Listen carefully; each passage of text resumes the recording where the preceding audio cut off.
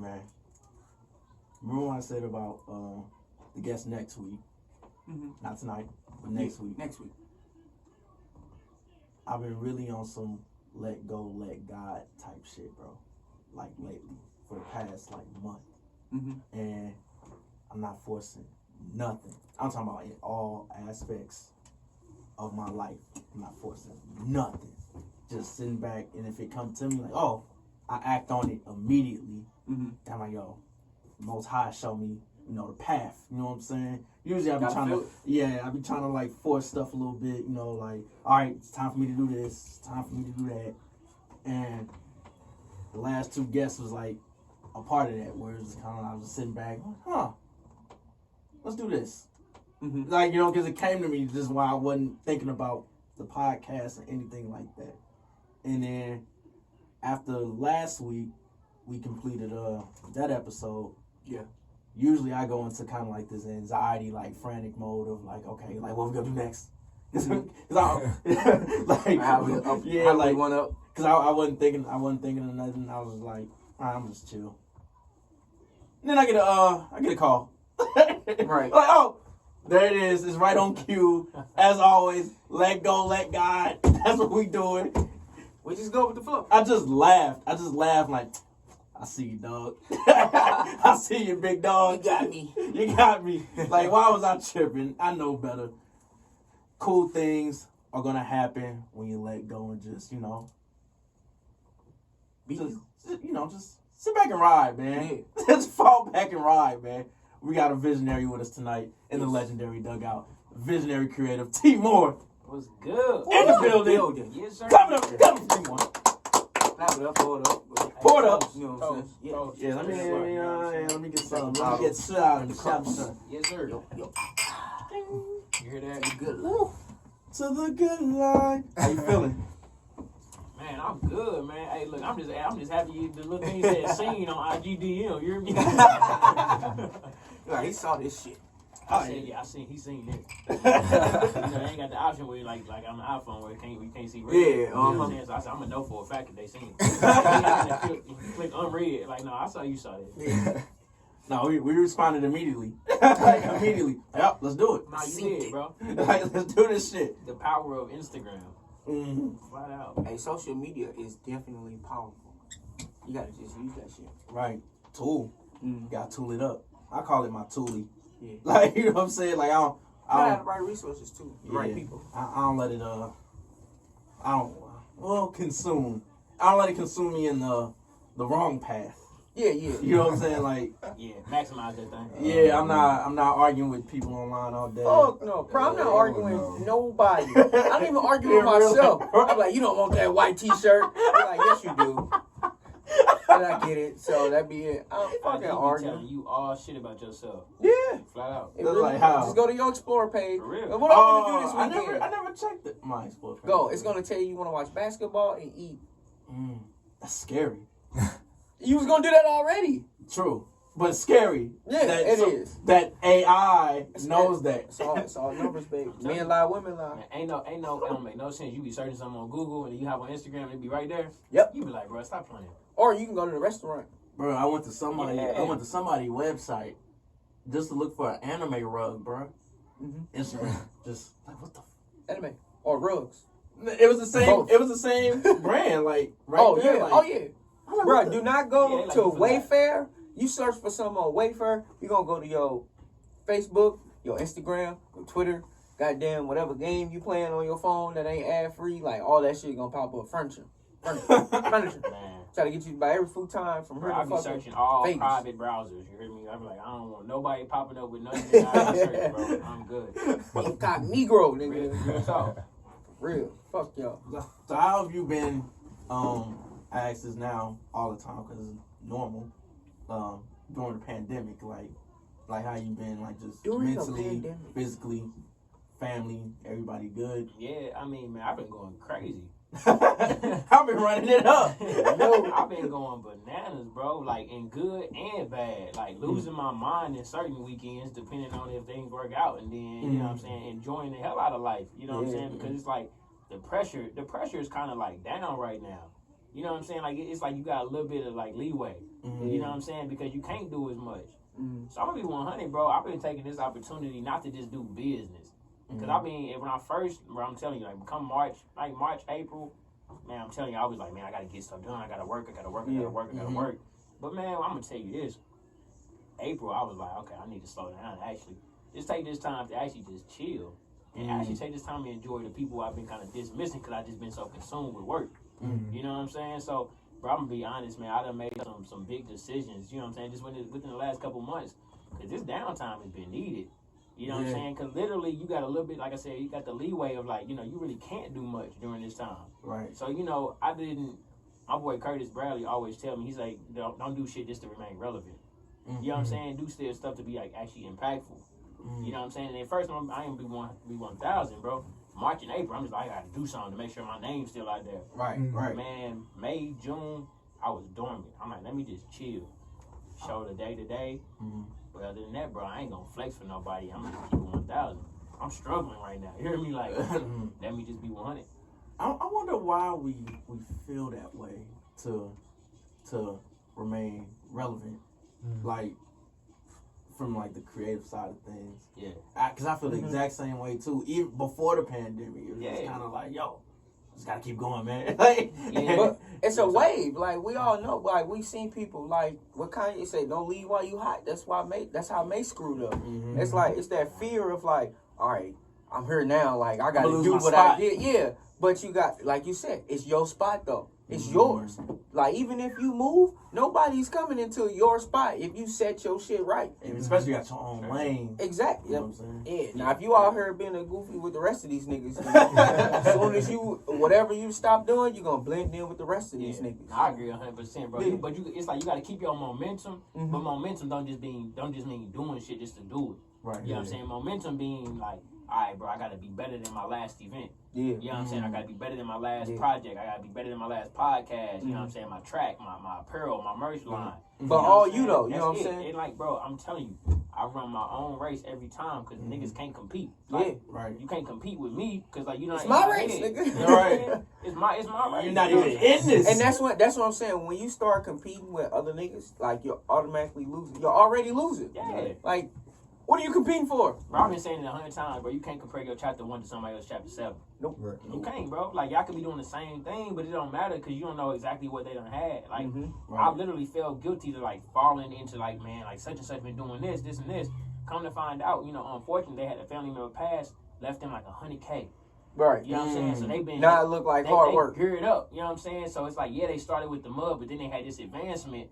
They don't knock they hustle by no means because they still been getting out the mud. They just happen to have a blessing fall, you know what I'm saying, at the right time. Yeah. You know, so for me to be sitting here comparing my, you know, my measly trying to control my family of 4, you know what I'm saying, it's Tmoore party of 4 every time I go somewhere. Right. You know what I'm saying? So I can't compare my race to, you know what I'm saying, a race of 100K drop off, you know what I'm saying? Right. Like, at all. You hear me? So, yeah, it's just being 1,000 with your process, bro. Like, I'm going to tell you this, though.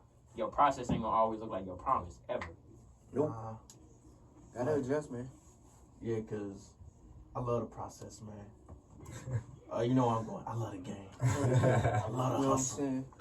But it's for real. Like, the process, to me, is just getting closer to the goal, you know, that we set. Like, all right, every time we make a plan and we do something that works, it's like, all right, closer to that goal. Another step. Like, we did that shit. Like, I look at it kind of like this, I'm kind of like, not demented way, but like, all right, for example, like, if I'm writing and I'm focused on my blog, right, and you know the volume, I was dropping 4 or 5 articles a week. Like, consistently for months. And, like, people still wasn't happy. Yeah, right. Where's Benny? Where is he's writing, motherfucker? Like, so like, don't get me wrong, it's fun. I love it. But like, I always picture it like, all right, when I get back from like my regular job or some shit, and I'm like, all right, after I leave here, I know I gotta write. And like, this is what I got all night to do. So it's one of those all-nighters. Yeah. And I just picture like this stairway descending down to like hell, bro. Like, but I like it. Uh-huh. It's like the pain. I love the pain. Like, you know what I'm saying? Like here go the madness. Yeah, like I'm prepared for like mentally ready. It's like let's say like it's like bare knuckle boxing. Yeah. Like underneath, It's gonna hurt. underneath the church or some shit. It's so holy up there. You go down the stairwell. It's like, oh my god, like they're going crazy down there. Yeah, but I love They this. got the fight going. Yeah, like like I but it's love yours. this. It's your fantasy. Right. Yeah. I was like, and that's what keep me going. Like I'm staring at a computer screen for 6 straight hours, bro. Yeah. Like it's like, come on, like you know what I'm saying. And I like what I do, like, but it's still rough on me, like physically. You know what I'm saying? Like I'm falling, nodding off at my desk. You know what I'm saying? I gotta slap myself. You know what I'm saying, to keep me awake. I ain't never done that as a creative. That's what's up, though. You Oh yeah, this nigga is crazy. For me, it's the total opposite. For Hey, me. I be hearing that niggas like, I had to slap myself. That's real. I'm going to bed. Like, I gotta keep going. Like that first hit of encouragement, I'm like, yeah, I ain't even feeling this. I don't like to create when I ain't feeling it.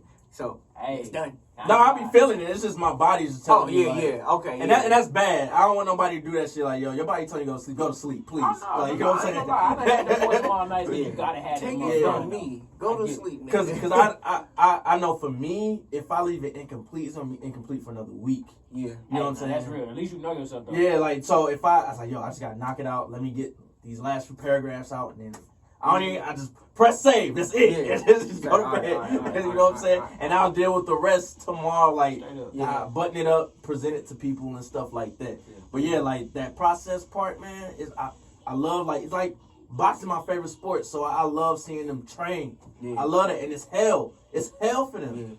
But it's crazy, like, cause I look at my process as like my favorite sport too. Like, my favorite sport, track and field. So when I get to a race, it's like, you know, I ran hurdles, so everything, like, I'm prepared for this hurdle. So I'm not starting this race until I know how to run hurdles. So when I start something, I'm like, I can already see the finish line. So now it's just a beautiful ballet in between there and time. Hey, Like, I already know. to that track and field love, though. Yeah. Shout out to that track and field love. Gotcha. I'm the field side. You track, you know what I'm saying? I did long triple, and I threw this, too. Okay. Some random. I did long. And, You did long? And then I did 4x1, 100, and 200. I ain't gonna lie, bro. I ended up going like Little Hazelwood. I went to Hazelwood Central. You know what I'm Shout out to them. Finest girls in St. Louis. I'm not gonna lie. Not gonna lie. And you know, the beautiful thing about that is my queen from Hazelwood Central. So 100. There you go. That's what we I think mine did a year there. You know, Hazelwood Central, bro. You know what I'm saying? But what's crazy, bro, I ended up looking it up the other night. I was laying in the bed, I couldn't sleep on some creative shit. I was like, man, I wanted my name still in the record book. I was like, oh God, nigga, it's still there, bro. I looked it up. Like, what's up? What's up?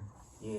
Track is definitely one of those sleeper sports. Like, it's a I culture. loved it. It is, bro. It's a whole culture, bro. Cats come out, they be having the little seats and everything. That was my mom. Like, we had tents. Yeah, like, bro. Everything, nigga. Bro, like everybody I know, like that's older, like 40 and 50s, that like were like track crazy, are still in shape. Yep. Like they look great. For sure. I was like, man, like I'm like, dog, you used to coach me when I was like 14, 15 years old. You still look the same. That's how, bro. I plan on dressing like a track coach the rest of my life.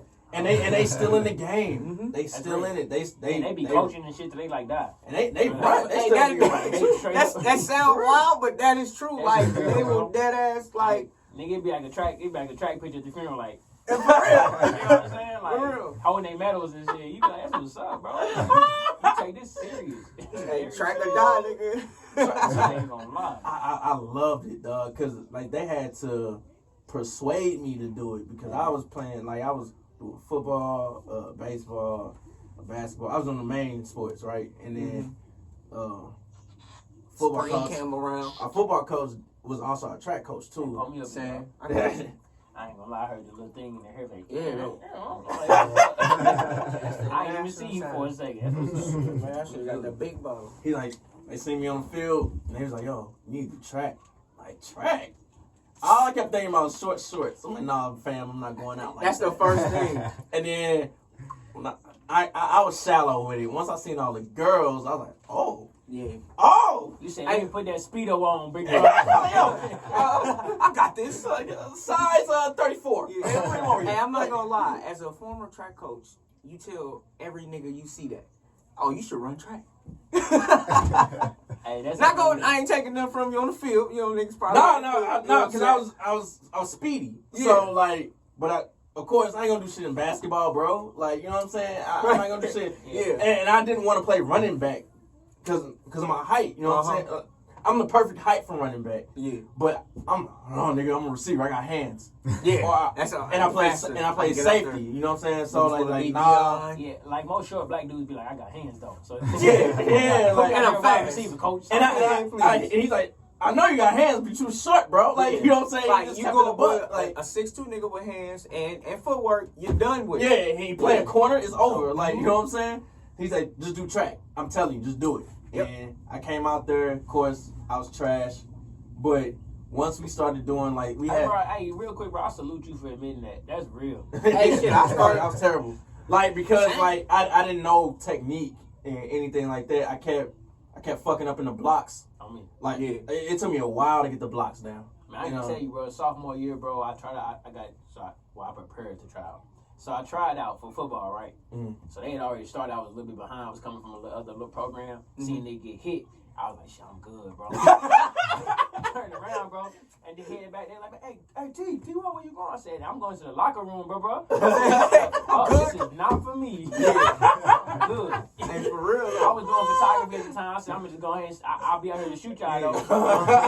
Look, I seen that nigga get hit, bro. He took him handles to get up. I was walking mind you, bro. I ain't nobody in my family ever played football. So you know, I'm like, you know what? I'm gonna try it, bro. I'm gonna go out there. I'm gonna go for it, bro. I got hands when I play with my friends. So shit, maybe we can figure this out. I'm walking to the track. I'm walking to the field, and I see him. I'm like, man, that's what's up, bro. All the niggas out there with the equipment on and shit. That's what's up. Bow! I was like, damn, I'm hella good on that. And look, not my sport. I know what it meant for me. Like, trials started, and I was the last nigga in line to get equipment. They was like, yeah, we ain't got none. I was like, me either. I ain't got nothing for you either. I went home and told my mama, I was like, yeah, they got enough receivers, Mom. Sorry you bought me these cleats. I can't even do it. Hey, real talk. Bro, I was fucking trash at track, bro. And then one day, it was raining outside, and we was inside or whatever. And we did this, like, 4x1. I would say y'all probably did a relay. Relay. Yep. Mm-hmm. And... Hey, them relays really be dope. And, like... We did it in school, like, the two fastest people there, like, they seen me smoke them in the relay. And they was like, yo, like, what the And I was kind of shocked, too. And I'm like, wait, why? And I'm thinking, like, yo, why couldn't I do that out there? Then the coach was like, oh, it's technique. different. It's different. That technique. And that's when he started schooling me. You know, like, okay, I got you. Look, because it's niggas that I played basketball in high school. Well, tried. We'll say that. I tried to play basketball in high school, straight trash. Like, rode the bench, like, every second of every game of my whole high school career. And it was, like, niggas who would get on the court, like our point guards who up and down the court, so fast. And motherfucker, put them on track, whack. You know what I'm saying? Football speed, basketball speed, and track speed, they all different. Yeah, they different, bro. Like, they all different. They you know what I'm different. saying? Yeah. Because I guarantee you, I ain't gonna bring nobody else into this. Never mind. So I ain't gonna do you like that, homie. I ain't gonna do you like that, homie. You finish, you can take it straight back to high school. Like, you remember, You know what I'm saying? Hey, bro, like, you might have thought you was a shit, bro, but I ain't even gonna go there. You know what I'm saying? I got the credentials. I can talk my shit in track too. Like, that's real. Very much. Like, That's I real. went D1 straight out of high school, but I'm gonna leave it there. I love how niggas be dropping a bomb. Like, man, I'm gonna just leave right there though. Yeah. I feel it, man. Now, my college is currently on Twitter shooting at niggas, so we're gonna leave it at there. Jesus Christ. Yeah. That's a whole nother part. Right? Like, oh, Yeah. What the fuck, yo? My College bad. shoot that nigga. Former. What would you at, B-Dog? Grambling State University. Are you at Grambling? Mm-hmm. HBCU? Yes, sir. Okay. Show up for the one time. All day. I mean, but bro, it makes sense then. Yeah, they wilding down it. And you know, I looked at it, I'm like, that ain't shit. And I used to want to go there, bro. Like, I love HBCUs though. I'm an HBCU grad myself, so I feel that. That's what's up. Yeah. I don't think mine is an HBCU anymore, but No, it is. No, It it is. is. Yeah, very much. It's more than I was in the projects. Lincoln University, Jeff City, or Lincoln, PA? Jeff City. Yeah. Yeah, so The Tigers. yes, sir. Yeah. Right. Lincoln Tigers. That's what's up though. So my boy Jonathan go there or went there. I'm a dropout, so. Yeah, hey, that's real, bro. Look, But I rap. I was You there. gotta say it, I attended. That's it. Yeah. I'd be like, y'all went to college. They'd be like, oh, you did? I'd be like, yup. 5 years. Yup. That's it.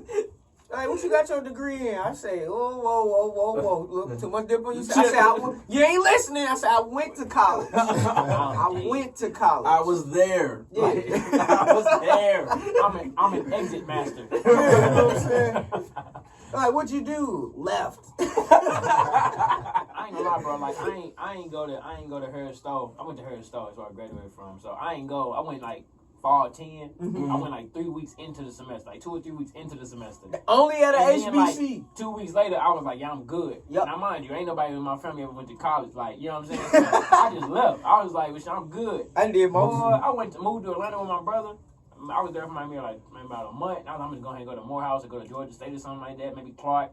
Man, went to Clark. They was like, you got outstanding balance. I'm like, from what? I was like, I was only there for 2 weeks. They was like, but you still the whole semester. Yeah, boy. I was like, what? I was like, go ahead, come on home. Figure that on out. Yep. Damn. It be like that. Oh shit. Now, take us back to the beginning. Yes, sir.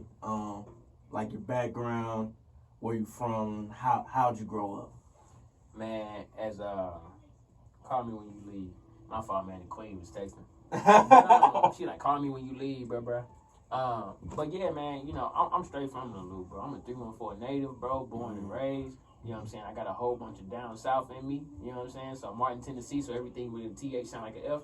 You know what I'm saying? So for sure. But yeah, man, like born and raised in St. Louis, Missouri, man. Man, come from a blue collar worker. You know what I'm saying? My pops, bro, worked in the factory for 30 plus years. You know what I'm saying? Mom's worked at the church, you know what I'm saying? Church secretary. So, you know, I got that real, like, wholesome nigga background. You know what I'm saying? So, you know, when you leave the house, you really be wilding for real.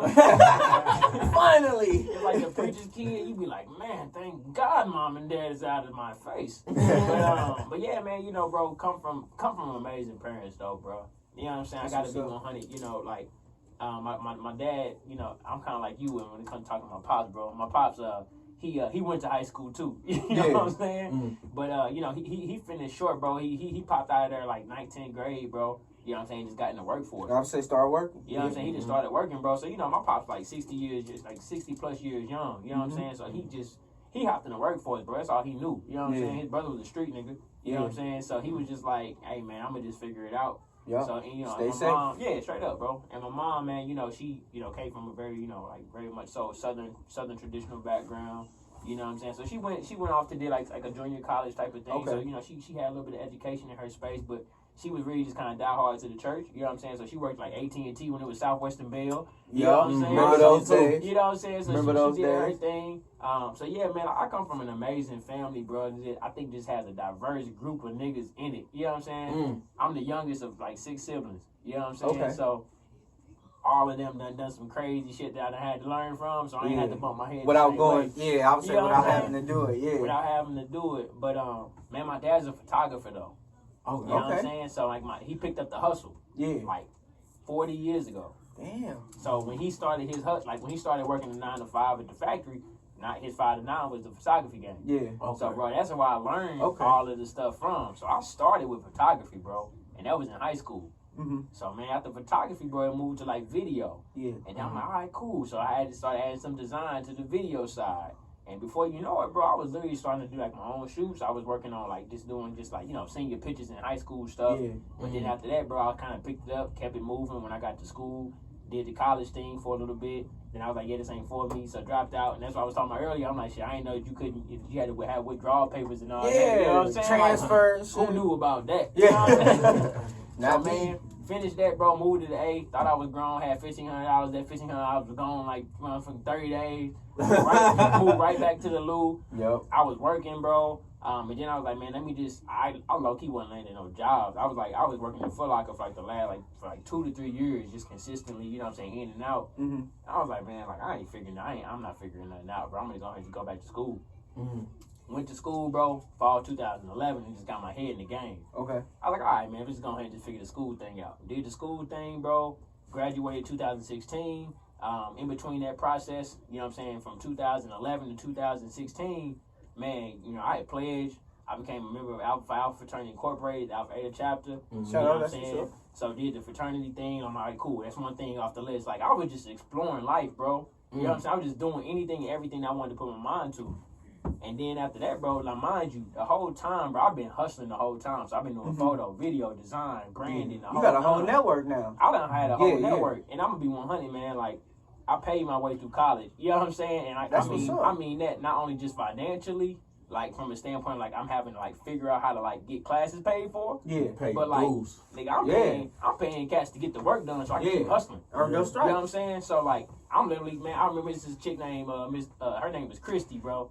Hey, Christy used to do all my papers, bro. I used to be like $50 a paper. She used to be knocking me out. You know what I'm saying? Yeah. 'Cause, like I would have Shout out to shoots Christy. scheduled up. You know what I'm saying? So I'm like, all right, bet I'm gonna go ahead and get this knocked out. Man, graduated, bro. Landed a job at in Dallas, Texas, with an internship. That's what's up. Marcus Graham project, bro. Okay. All black advertising agency boot camp. Yeah. Man, did that. Met somebody in New York. We went to New York. Moved back to St. Louis after the program was over. Got a call in May like, yo, we got an internship opportunity. I know you ain't apply for it, but can you move to Manhattan in like 2 weeks? I'm like, shit, I'll be there. You know what I'm saying? I'm gonna figure it out. Like, all right. You know what I'm saying? So moved up there, lived in Bed-Stuy. You know what I'm saying? Same neighborhood as Biggie. Okay. You know what I'm saying? So lived in that neighborhood. You know what I'm saying? The entire summer 2017. Worked at one of the world's leading agencies in Manhattan, New York. That's what's up. Loved it, bro. Did some work for the Major League Baseball, Hershey's, Don Julio. Worked with some crazy ass brands. Okay. But bro, it was in that space that my life changed, bro. Cause I literally realized out of the 200-something people that was working there was only 7 black people. And that was the first time I really understood how it felt to be like the real minority. You know what I'm saying? Like, granted, I grew up as black. You know what I'm saying? So, like, you know what I'm saying? My birth certificate read Negro. You know what I'm saying? From day one. So, like, I know what it felt like to be a black male in America. But 2017, I realized what it looked like to be a black man in corporate America. And that's a whole nother world. Right. So, bro, after that, I was like, bro, I got to do something about this. That's when shit gets strange. That's when shit gets strange, bro. Yeah. And that's how Doer House was built, bro. Oh. Like, Doer House was built out of, like, creating the agency That's where that space. growth come from, too, though. Yeah, bro. Yeah. Like, Doer House was built it out of, like, creating, like, that agency space, that creative space that make black people still feel comfortable. You know what I'm saying? Because, I mean, just think about it, bro. In your household, typically, you ain't really promoted to do, like, the creative arts as a business or, like, as a lifestyle or, like, as a career. That wasn't our people's generation thing. Yeah, like, bro. Especially, like, coming from, like, my pops, if I was to come and be like, Dad, I'm a painter. Right. He'd be like, oh, how many houses you paint a day? I'd be like, no, I paint art. Like, he'd be like... Exactly. He'd be like, he don't know whether to smack you or cuss you out. Be like... And that's slowly getting better. Because at first, like, when I remember I was in high school just. I know you went through it. Obviously, I didn't go through it with my dad. I was failing out crazy. Like, just I was one of those kids that was in the classroom like, oh, when you gotta use this shit in the real world, you know what I'm saying? Like, to my teachers. Hey, bro, it be niggas like you in the class. I be hollering. I'm like, man, oh God, I feel the same way. But I'm gonna do my homework. I'm gonna go ahead and get this done real quick. Right, like this person, like, Lincoln is terrible. He had slaves. And, like, I was just that type of kid. Man, you remind me of Taylor, bro, my queen, bro. I swear to God, she be on the same thing. So, like, I was failing out. I just made my mind up as a teenager, like, I'm not doing this work because it don't represent me at all. So, of course, my mama don't feel the same way. So she like, nigga, like, you need to figure out something, like, because the shit you bring at home, this ain't flying. I'm like, Ma, I want to rap. she laughed, nigga, like, what, nigga? Like, no, like, you're not doing that. And then my younger brother, he was just like, he was excelling at everything, but on all his report cards, I remember seeing these shits. Disruptive. Bro, but he's getting straight A's. That's how, you know what? That's some racist shit. No, you know what? Because I went through the same thing. This is why I'm gonna tell Q. Me and Preston Q, we had the same advanced classes in high school. Like we was them niggas in high school. We would get our work done and just be niggas for the rest of class. And our teachers would be like, oh, we're disruptive. We're interrupting everybody else's learning process when we're just ahead of the curve and getting our shit done. Right. They try to make us seem like the villain. Yeah. You know what I'm saying? And my brother, my little brother, he was like the class clown. But he was doing this shit. So you couldn't really like Theo. Motherfuckers be mad. Yeah, like so it's like you mad because I'm gifted. Yeah, so like, exactly. When mama, like he had the mindset of like, all right, I want to act. Right. Like I just want to be. He already knew though. Yeah, he knew. Yeah. At an early age, like I know what I'm gonna do. I'm gonna act. And again, the household we grew up in, my pops don't care. He trusts us. He's more so on some like, hey, I raise these boys to be, men. Yeah. I know they're gonna handle business, whatever they do. Yeah. But of course, my mom was just kind of like the worry wart, you know what I'm saying? Yeah. Like where she was how like, you gonna do this? How you gonna get money and this and that and the third. Like that's the fun part. That's what makes it fun. To me, moms be looking for security though. That's it. My mom used to be like, man, that's a nice hobby you got with that photography. Be like hobby. I'm like, hey, bro, this ain't no hobby, bro. It's a career. Like, I love this. This is my life. You know? She's like, that's good, though. You know what I'm saying? I'm like, what? What time you got to be at work? Did they call you back? How'd the interview go? Right. I ain't had Did you get that position I sent you? Hey, what's crazy is now, though, she be at the store. She be like, this is nice. This is good. I'm like, yeah, this that hobby. She coming around. About, this that hobby. It was like when my brother was like, yo, I don't want to. He ended up going to SLU, and he was like, he was going for like I think like sports therapy because we was all athletes. You know what I'm saying? So sports therapy. So he tried to stay on that path, and he was just like, nah, man, I gotta act. Like I gotta act. He said, Mom, I'm acting. Yeah. And of course she gave some pushback, you know what I'm saying? And it's all out of care and love, you know what I'm saying? So it wasn't nothing personal. Yeah. Like she just they be wanting the best for you. Yeah, they want that security net.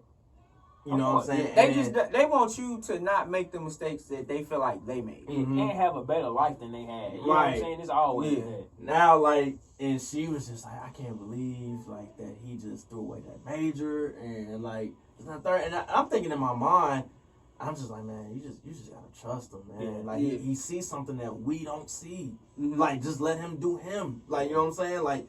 Like people didn't see my vision. You know what I'm saying? They didn't understand it. But let me bring it to life a little bit. That's a real thing because when I graduated high school, I was like, man, I don't want to go to college. I want to go to Rankin. I was the same way. I want to be an electrical, I want to be an electrician. And like I had the groundwork laid out. I'm like, all right, Mom, this is the class I need to take.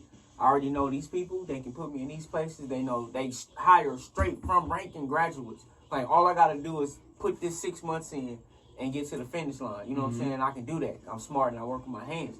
But Mama, she was like, but you got these scholarships on the table. You've been running track. You want to do this. You want to do that. It's going to keep you on the health insurance, blah, blah, blah, blah, blah, blah. I ain't want to do that shit. It's hard.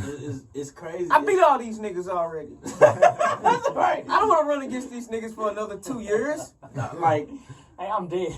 Like, and y'all already won it. Niggas, right. Man. Like, I proved my point. Yeah. Like, I'm better than them. I'm going to stop calling Kanye. Hey, bro, I ain't gonna lie, man. Kanye going through a lot right now. You know but he gave us a lot of quotables growing up. I'm gonna be honest, bro. Kanye's still my dog. That's what a lot of guys. I'm not shocked. Yeah, he was like, I used to say, I've been to class with these niggas. They been slow. You know what I'm saying? Like, shit. I'm past these niggas. I know what's in them Wheaties over the summer, though, nigga. Right. But yeah, like, when... Now, my brother a professional actor, bro. That's love, bro. He teaches acting, like, in Atlanta. He in Atlanta right now, you know what I'm saying? And, man, Atlanta is the mecca, bro. Oh, yeah, like, he was living... Like, first... I done lived there 2 times now. Shit. The only thing that's preventing me from... Sound like you going back? I definitely am. I heard it, yeah. The only thing preventing me is the overcrowded shit. But then, like, I rather just, like, I'll be one of those niggas that just stay right outside that bitch. Yeah, and you know what? That's what everybody. You gotta stay outside of it, bro. Cause to stay downtown, you can't afford it. First and foremost, the money on that side. But I mean, I'm a firm believer, bro, that whatever you put your mind to, you can make magic, make magic and make it happen. But I'm gonna say this: staying on the outskirts also gonna get you more for your buck. You know what I'm saying? Right. Like for damn sure. It's beautiful as like you live in Georgia, nigga. I'm gonna be honest. The only thing I don't like about Atlanta, though, this is the only thing hands down. I literally be knowing of people, right, who be driving like Bentleys and Lambos and Porsches and all these things, but then be pulling up to like the slums.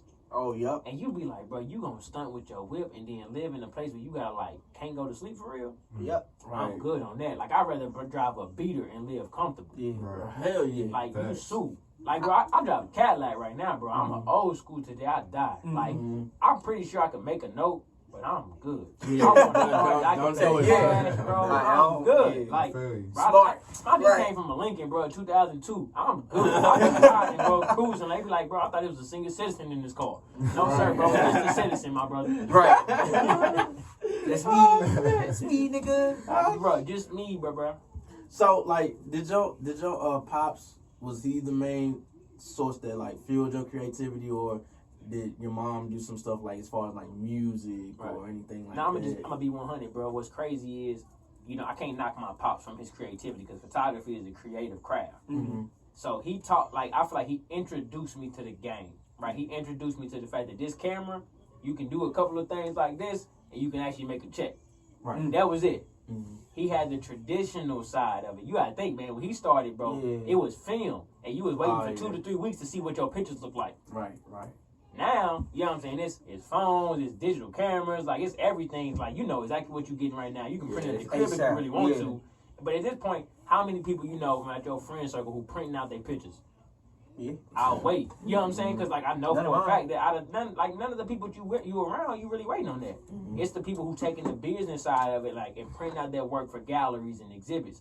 Bro, I'm gonna tell you this, man. My pops literally, I would say this, taught me how to fish. That's how I would say it. He ain't give me a meal, he taught me how to fish. And ever since then, I've been able to feed myself plus my fam. You know what I'm saying? And that not just being my immediate, that's just being like people around me. Like, bro, I could low-key do a wedding in a weekend and be good for 2-3 months. Like, I'm straight. Like, I ain't got to trip off nothing. I ain't got to do nothing. I'm cool. Yeah. You know what I'm saying? But again, it took time to get to that point. You know what I'm saying? Like, I started off doing $300, $400, $500 weddings. Now, I don't have a conversation with you if your budget is not at least $2,500. And that's for 5 hours of my time. Right. Because, like, not only are you paying for the product, you paying for the expertise. Quality. All that. You paying for the experience. You know what I'm saying? You know what I'm saying? It's just like a podcast, bro. You know, if you gonna like, hey, bro, here my phone. This is what we're gonna record on. Like, let's just sit here and just talk. Make sure you talking to the mic, bro.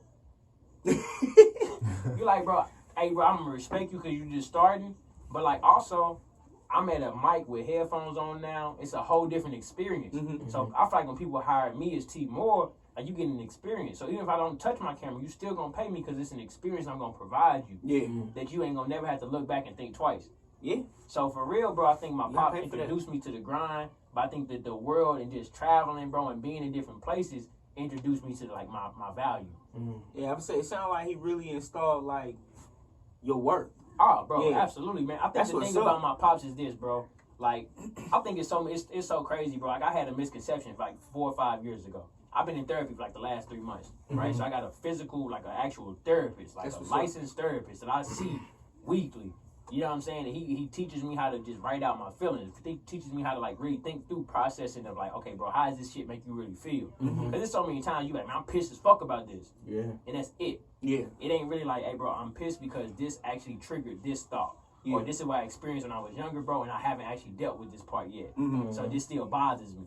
So, bro, now as I communicate, I used to be mad as fuck. Yeah. I used to be like, bro, my dad didn't really teach me shit. Other than that, that was it. Because he never really, like, he ain't hugged me like that. He ain't really, like, you know, after, like, I was at that age where it's like, nigga, hey, Pop, what about sex? Oh, son, you make the best decision. Yeah. And you be like, now that's real. But, like, what about sex? Like, no, son, I think that you're going to do, I raised you right, man, you're going to make the best decision. But low-key, life put a lot of our pops in that situation. Absolutely, bro. And now at the place I'm at in my life now, bro, I realize he literally gave me everything that he had. Yeah, and that's exactly. it. You know what I'm saying? And that's all you can really ask for, but you can't ask for him to be like your homeboy daddy.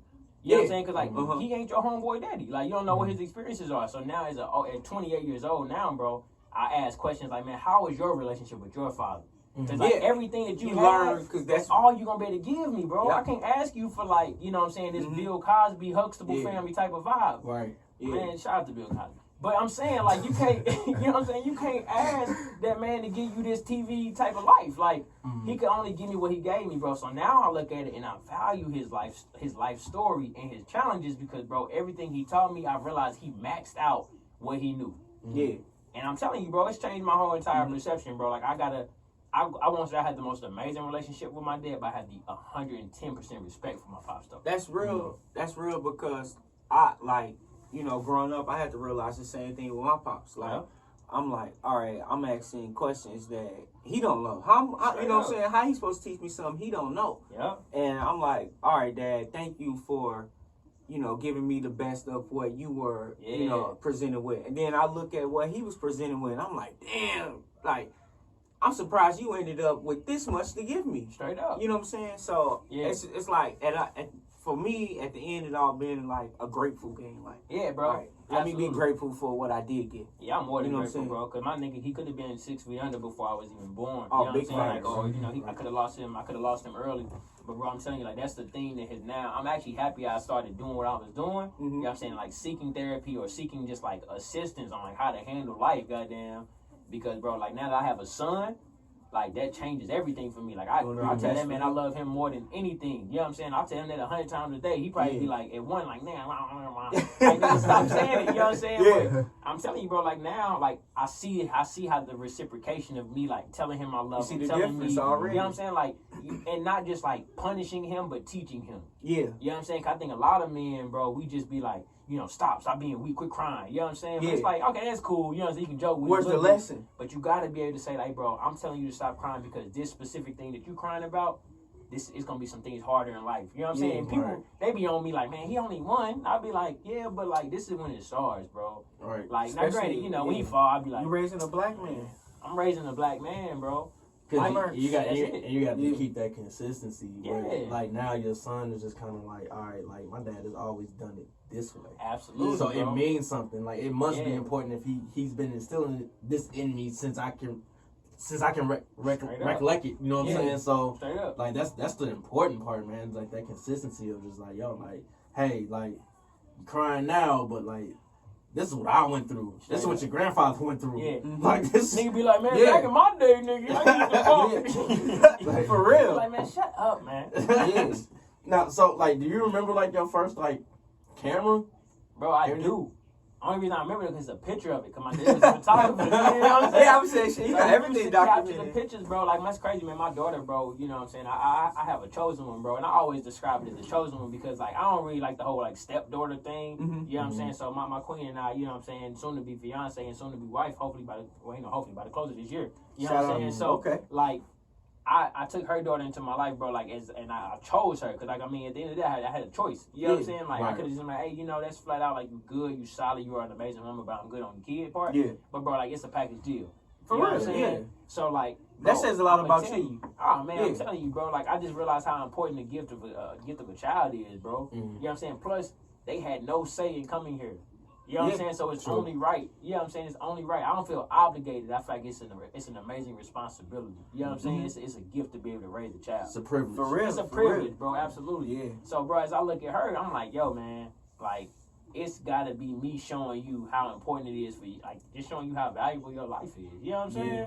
Like, so it's just been amazing, bro. Like, I love it, bro. That's what's up, man. Oh, yeah. Yeah, I ain't gonna lie. I'm scared as fuck.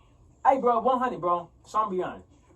My daughter 3. You know what I'm saying? I call her my daughter. Like I said, like, you know what I'm saying? Like, that's not gonna change. It only get deeper. Hey, bro, she 3. So I was like, oh, cool. And she like, that's cute, guys. What's up? Like, hey, you call me daddy? I was like, yeah. Nigga, my lady was like, first of all, I knew she was pregnant. First of all. Yeah. She knew she was pregnant. It was my birthday, nigga. I'm a New Year's Day. You know what I'm saying? Shot the club up. You know what I'm saying? And then, like, I was like, yeah, bro. Yeah. She's definitely pregnant. So then she was talking to me all randomly about her old cravings that she used to have when she had our daughter and all this type of stuff. And I'm like, okay, that's what's up. That's real. But all of a sudden, she was like, man, I want some tuna and I want this. And I'm like, damn, you pregnant. Nervous. I ain't gonna lie, man. I'm like, bro, tuna I'm like, sandwich man, bro, you pregnant. She was like, I'm not pregnant. I'm good. I'm like, no. You pregnant. I'm definitely for sure. Bro, a week later, babe, I'm pregnant. I said, I'm him. I already knew. So I ain't gonna lie to you though, bro. I was like, so what we gonna do? She like, what you mean? What we gonna do? I'm like, I mean, I was just saying. I'm just playing. You know what I'm saying? You know, I was just, you know, I mean. What You you know gonna do? That's when you start just like leaning your head like, you know what I'm saying. Yeah. You know what I'm saying? But I ain't gonna lie, bro, I'm so excited, bro, that like we decided, you know what I'm saying, and that she didn't even let me have the option of being like just punking out of the shit. Cause at the end of the day, That's bro, you what's grown up. as fuck, man. Yeah. And you know what you doing. Yeah. You know what I'm saying? But bro, I'm telling you, like it allowed me to really be like, yo, bro, there is a consequence. For every action, cause bro, I grew up in the church, so like you know the whole premarital sex and like sex before marriage in general, like it was like shunned upon. So bro, like that was the first time I went through like a public shaming feeling. Yeah. So like I had made 100,000 mistakes before. I've been fucking for since I was 18, right? So I was like, at least I'm gonna wait till I'm 18. I'm thinking about that part. So I've been fucking since I was 18. Now that don't make it right, you know what I'm saying? Right. But what I will say is, don't nobody know for Yeah, sure. I was saying, but when you got that baby, but when you got the baby, you it's been kinda like, fucking. oh no, you've been doing some shit you ain't supposed to be doing. So it's kind of like, bro, that was my first time where I ever felt shame. Because I was like, damn, bro, I don't know how to handle this because now people know about my mistakes. I think that's fucked up too, but we ain't gonna go there. Yeah, bro, I think it is too. It's super But cool. like, bro, everybody what's doing crazy it, bro. is, bro, I'm gonna be 100 with you. Like, I literally am happy that challenge came because, bro, like, it's made me now stop being so concerned about what people think. Yep. Changed my whole life, bro. Good. Now Can you nigga, I be realize, like, I that don't shit give a don't fuck if you matter? like it or not. Yeah. Like, I used to be like, man, I used to tell people that you shouldn't cuss on podcasts, man, because like if a corporate person pulls it up, you know that could be bad for your career. Now I'd be like, nigga, fuck corporate. I don't care. Like if you don't want to work with me, then that's cool. Like Yep. that Look, means you everything don't rock that's with meant me. for you gonna be for Like, you it's regardless. for you, If the bro. product is flames, Oh yeah, they gonna look past that anyway. Like, oh Man. Man, they even curse- if they they curse don't look too. past it, like that's just me. Yeah. Like that's That's me. just me, That's- bro. Like I don't know what else to tell you, but it's just me. Hey man, hey bro, hey, what's your name again? Q. Kill? Q. Q. Yep. Man, he was not lying, bro. I've been trying to like hold on, but I had to take my hat off here. It's hot. Hey, We hey, do you smoke hear me? break. I said, pass the blunt. Look, pass the blunt. We do smoke break. Yeah, We do let's go. smoke break. Yeah, We do you smoke know break. this is great. Right out. Hey man, I fuck with Q heavy, bro. I done 45 minutes, man. He nice, bro. Just Look, surfer. Kid's a surfer, man. He all business, man. Yeah, my nigga, professional, extra technological. Like, hey, no, low key, like, my niggas are really slept on gym in the city. Like, I really wish niggas would stop. Man. That's it. I don't want to get I just be personal. doing me, Saying. man. 'Cause I don't know Exactly. what the fuck we don't know what the fuck we doing. You do. People, Hey, I hate. I'm gonna use that word. I'm gonna keep it. When people hit me up, be like, "Yeah, I want to start a podcast," I'd be like, "Well, this is where you should start. Hit up Benny." Yeah, and then if you need to know anything about our setup and equipment and sounds, hit up Q. They be like, "Well, what you do?" I'd be like, "I show up." I end it with a period and I send the message. That's real talk. That's crazy, bro. When I was doing the like I got this little thing I be doing on my IG called the vocal experiment. I You like know what I'm those. I like those. Why just be just chopping it up? I just do like a brief 5-minute, cause I ain't gonna lie to you, I ain't got the attention span to record nothing past 15 minutes. You know what I'm saying? Unless I'm on somebody else stuff and Right. they gonna be I feel you. producing Right. it. Yeah. I ain't got the time. I got 10 minutes max. You know what I'm saying? Bro, I went through so many like microphones and like systems and all that, bro. Just experimenting with it, bro. It's a headache, but I ain't gonna lie. I feel good where I'm at now. But hey, bro, that's the one thing I feel like I love about y'all. I feel y'all got that same energy. Like it ain't no secrets in this, cause it's like, bro, I can give you every tool I have, and you still can't do me. Fuck no. Mm. Like, bro, we grew up, at least speaking for myself, I like a lot of our friendship, we grew up listening to Jay-Z. But like Hov say, shit, nigga, I gave you the blueprint, but you still couldn't be him. Like, I can give you exactly step by step how I got here, and guess where you gonna end up? Somewhere short. Well, in the great words of a great writer named Benny the Butcher, I can give you Belichick's playbook, but you still won't be the Patriots. Exactly. Like, it's just like Nah, bro. you still gotta execute. Nah, Still gotta flat out, yeah. figure it out. Like Nah, that's absolutely. That's Now, absolutely. the one thing I liked about the vocal experiment, it was one where you was talking about the I think it's called Access to You. Oh yeah. Yeah, something along those Yeah, lines. somebody had requested that one. Mhm. That was my first requested vocal experiment. And that shit is like, yo, like I didn't need to hear it, but I just got done telling somebody something similar, like, where it's like, hey man, like, you don't even know you, but you giving you to everybody else but you, and you don't even know who you are. Like, you know what I'm saying? And like, and I was just trying to get that through their head, and they finally understood what I was talking about. Like, dog, you spreading yourself thin to everybody, but you. And then when you get home, you fucking sad, you depressed, and you know, like, you don't know what's going on with yourself. Like, yo, like you gotta. I'm not saying these people bad for you or good for you, whatever. Cut them off for now, man. You know what I'm saying? Get you right. You know what I'm saying? Then you can be of service to everybody else. You know what I'm saying? And you'll have a better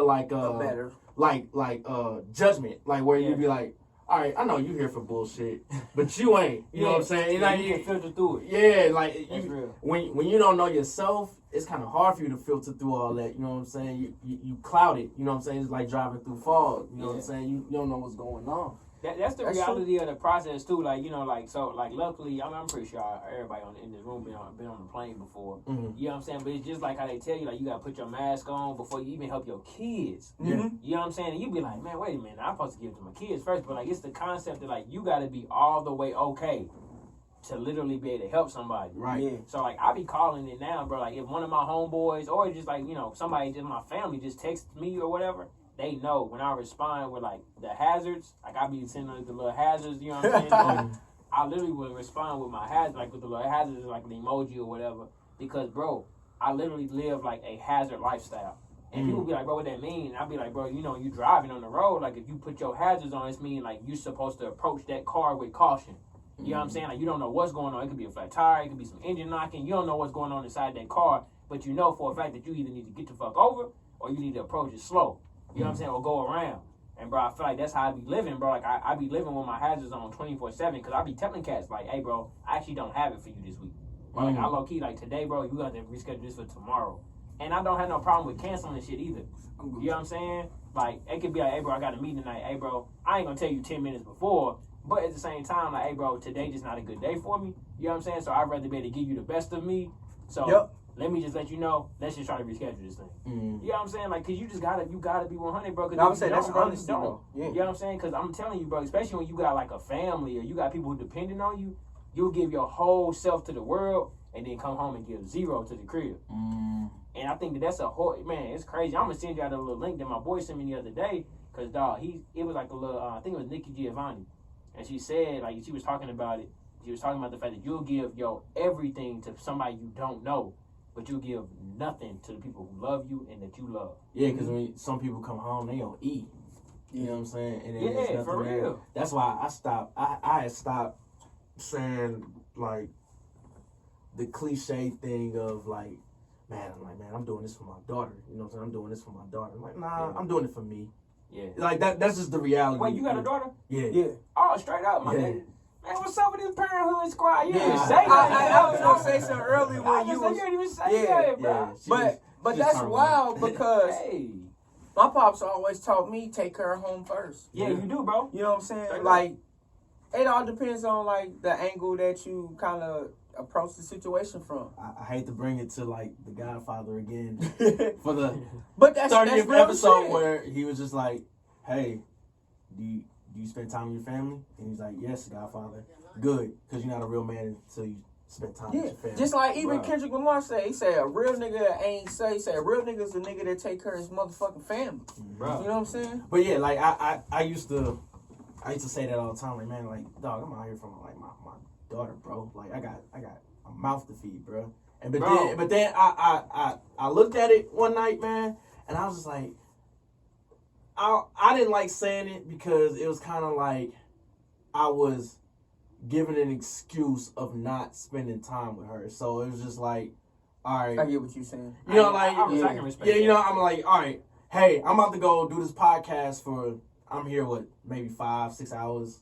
It's like, 6 hours, this is all for you. It's not. It's for me to become the best me, to be the best father for you. You know what I'm saying? And that's what I had to, like, that's where the light switch came on. It's like, okay, I gotta stop. I gotta change my the way I talk about it. You gotta watch how you word it. Yeah, and I was like, cause I'm with my daughter today, all day. Yes, like all day, Yeah, like, with her. all It's a time, day, bro. Like on my hip. You know what I'm saying? Bro, that's what's up, hey, bro, my queen, she in school right now, so she's doing like she going to esthetician school, so she knocking some stuff out with that, so she ain't done to December. Bro, the babies be with me, both of them, 1 and 3, at the store all day.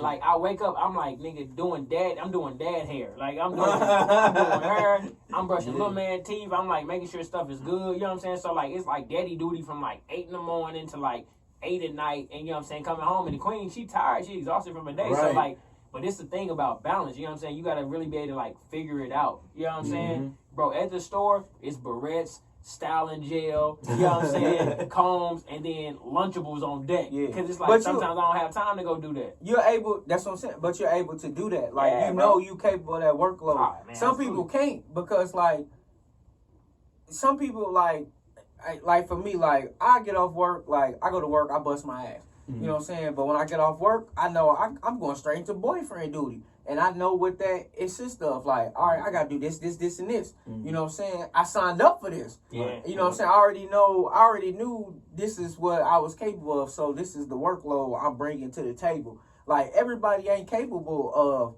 you know, being an entrepreneur or running their own shit and being a father at the same time. Some people be like, I can't do that because I'm doing this. Yeah. You know what I'm saying? But, you know, obviously, you're able to do it. I'm able to do it. You know what I'm saying? You make your way, do it. Everybody has their own way. Like, even cute. Like, everybody does it. Yeah. I mean, but we're it's not the same, a rare though. breed, though, bro.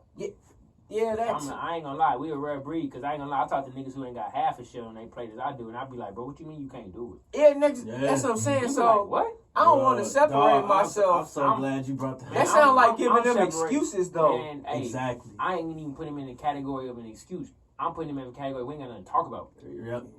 Because, like, with somebody was explaining a situation to me last week, and again, I'm at that point, you know, where you had that talk with yourself, like, all right, man, you doing okay.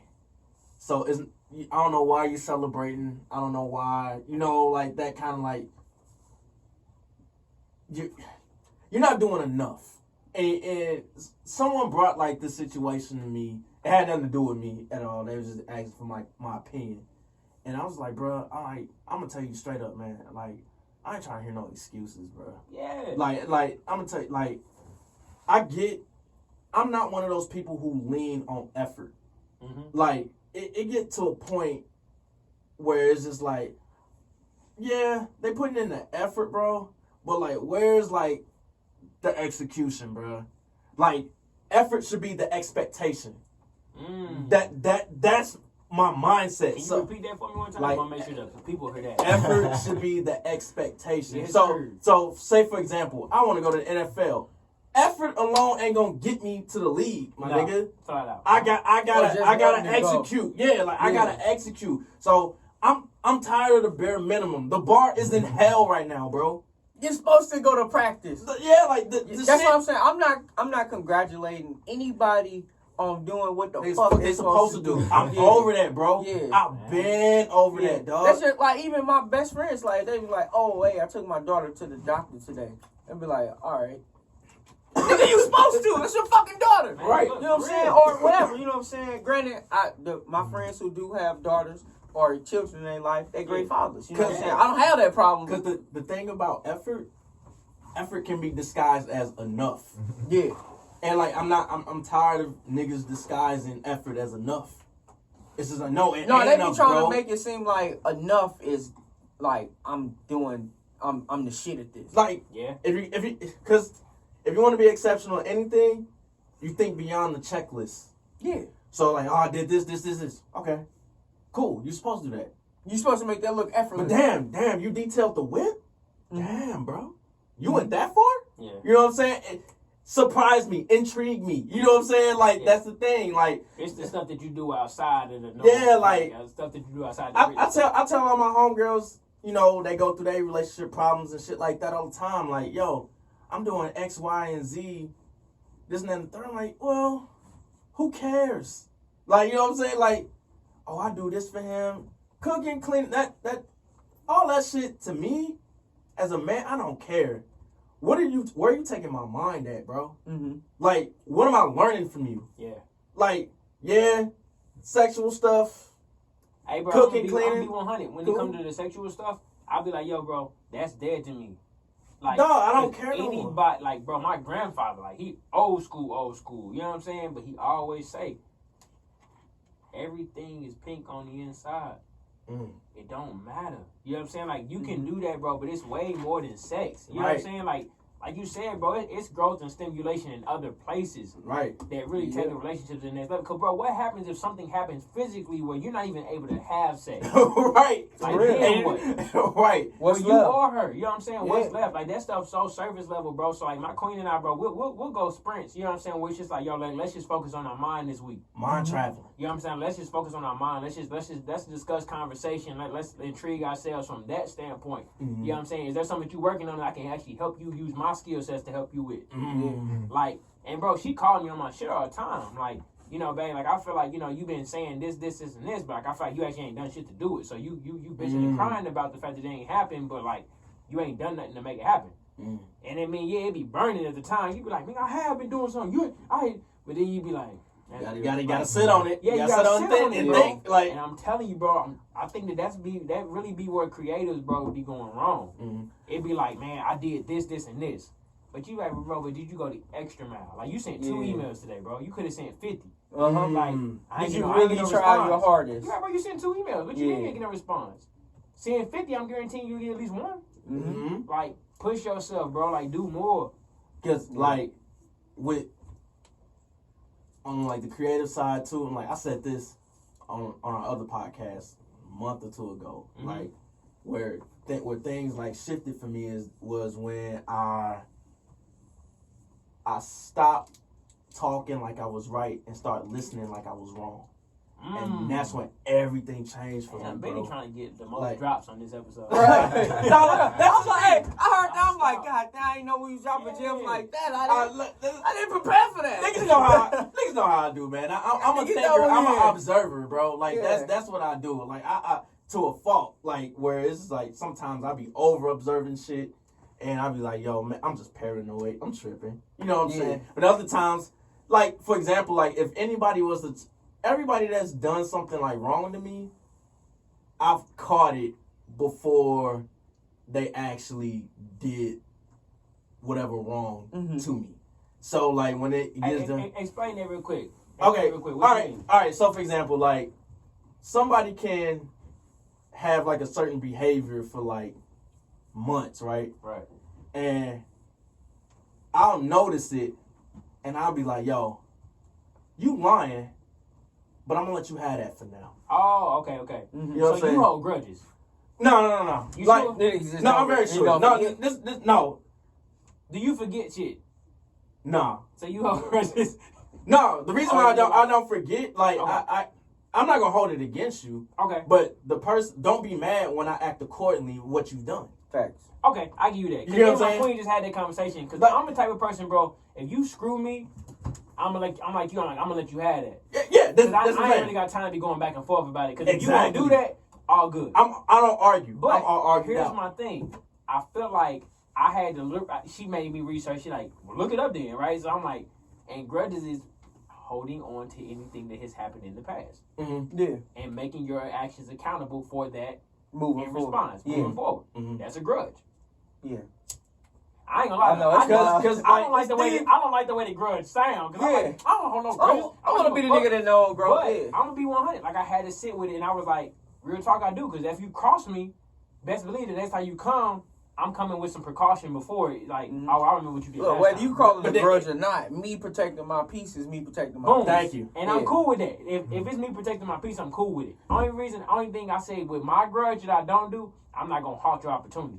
Yeah, thank you. Because it's like you're saying, the access, the part you're talking about access. Like, yo, like, you did this. So your access isn't the same anymore. Now, when I see you, I can act cordial.